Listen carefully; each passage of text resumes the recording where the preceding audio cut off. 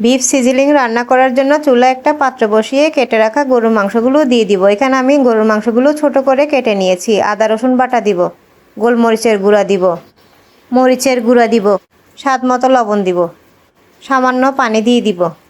এবার একটু নেড়ে ঢেকে রান্না করে নেব। মাংসটা সিদ্ধ হওয়ার জন্য চুলায় বসিয়ে দিয়েছি। অন্যদিকে আমি সসগুলো নিয়ে নিব। একটা বাটিতে টমেটো সস নিয়ে নিয়েছি, সয়া সস নিয়ে নিব, চিলি সস নিব,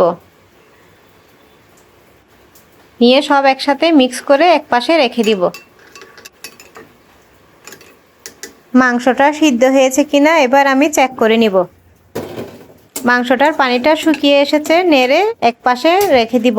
এখন চুলায় একটা প্যান বসিয়ে এর মধ্যে পরিমাণ মতো তেল দিয়ে দিব। কেটে রাখা আদা কুচিগুলো দিয়ে দিব, রসুন কুচি দিয়ে দিব, সিদ্ধ করে রাখা মাংসগুলো দিব, দিয়ে ভালো করে নেড়ে নিব।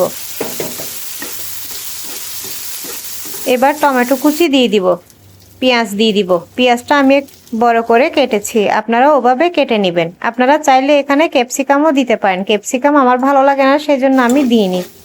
এবার মিক্স করে রাখা সেই সসের উপকরণটা দিয়ে দিব, দিয়ে ভালো করে নেড়ে নিব। এভাবে যদি আপনারা বাসায় অল্প সময়ে চাইনিজ আইটেম রান্না করে খাওয়ান, সবাই অনেক খুশি হয়ে যাবে। মাংসটা আমি ভালো করে নেড়ে সুন্দর একটা কালার নিয়ে আসবো। এভাবে করে নাড়তে থাকবো। উপরে কিছু গোলমরিচের গুঁড়া দিয়ে দিয়েছি, আবার নেড়ে দিব।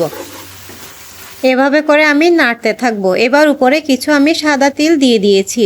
তিলটা আমি জাস্ট সৌন্দর্যের জন্য দিয়েছি, আপনাদের যদি ইচ্ছে না হয় তাহলে নাও দিতে পারেন। বিফ সিজলিং রান্নাটা হয়ে গিয়েছে। আজকের মতো বিদায় নিচ্ছি। সবাই ভালো থাকবেন। আল্লাহ হাফেজ। আসসালামু আলাইকুম।